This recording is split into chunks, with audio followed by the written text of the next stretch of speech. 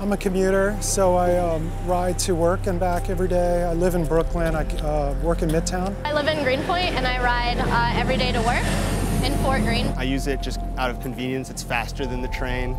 The L train in the morning is so crowded and yucky, so I just like to be out and free. On weekends, sometimes I go for trips around the city. Otherwise, usually I just commute from place to place. I grew up in a small city and I rode my bike everywhere, so the first time I rode my bike here, it was pretty terrifying. I'm sort of always on the defensive, I guess, when I ride.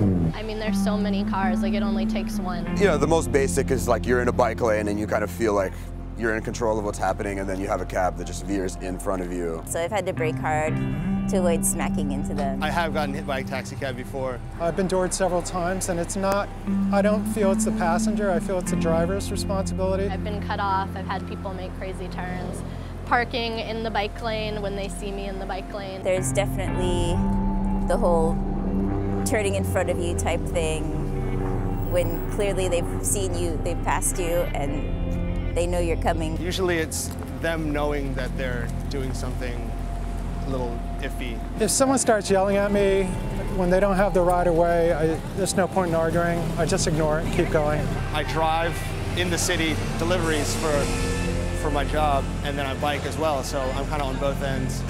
And I see bad bike decisions, I see bad car decisions.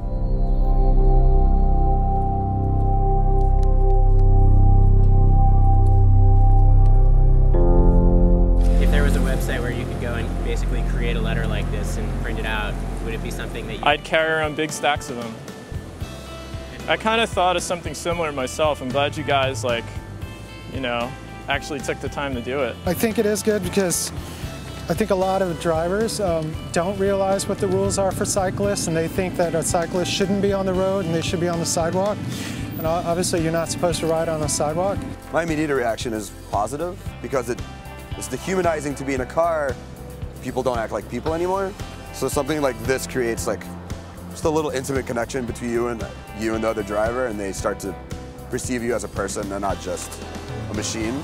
People stop to really think about that it's not a mode of transportation but a human being inside that mode of transportation, that might change the situation a little. I think it'll make them think, and it's, I guess for me, handing a letter like this would be a little more proactive than just muttering. They wouldn't just ignore it or anything, they would consider it. They might not remember it, but just for a split second you can spark some sort of like thought in their head. Instead of, you know, like getting the bird flipped at them, you know, getting a nice you know, a nice personal typewritten letter, like, oh, wow, I guess I was a jerk. For some people it could work if they stopped and they read it, like maybe not in the moment. It's a nice idea, it's cool. I think it's a very positive thing, so I'd be into it for sure. Yeah, I would totally do it. I'd keep it in my pocket.